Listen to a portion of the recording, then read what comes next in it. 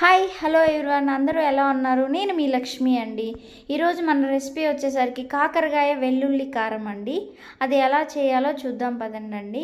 ముందుగా మనం పొయ్యి మీద ఒక కళాయి పెట్టుకొని దాంట్లో ఆయిల్ వేసుకోండి. ఆయిల్లో ఇదిగో కాకరకాయలని నేను ఇలా ఒక పావు కిలో తీసుకొని స్మాల్ పీసెస్గా కట్ చేసుకున్నానండి. వాటిలో కొంచెం సాల్ట్ వేసుకొని ఇట్లా ఆయిల్లో వేసేసుకున్న తర్వాత కొంచెం సాల్ట్ యాడ్ చేసి బాగా కలియబెట్టుకోండి. నెక్స్ట్ మనకు కావాల్సిన కారం రెడీ చేసుకుందామండి.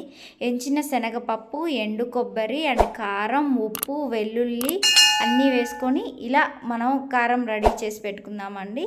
నెక్స్ట్ చూడండి, కాకరకాయ ముక్కలు వేగినాయో లేదో చూసేద్దాం.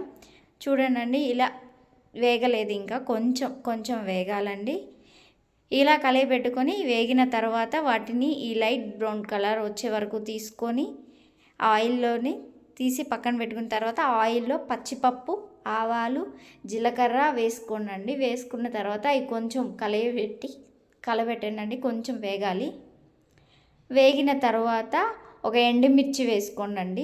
ఎండుమిర్చి వేసిన తర్వాత కరివేపాకు, ఈ మొత్తం కొంచెం ఒకసారి కలపెట్టుకొని నెక్స్ట్ మనం ప్రిపేర్ చేసుకున్న కారం ఉంది కదండి, ఆ కారాన్ని దీంట్లో వేసేసుకొని పచ్చివాసన పోయే వరకు కొంచెం లైట్గా ఒక 5 సెకండ్స్ అలా కలపెట్టుకోండి. కలపెట్టుకున్న తర్వాత మనం పక్కన తీసి పెట్టుకున్నాం కదండి కాకరకాయ ముక్కలు, అవి దీంట్లో వేసేసేయండి. కారంలో వేసేసుకొని కాకరకాయ ముక్కలకు కారం పట్టే వరకు బాగా కలపండి.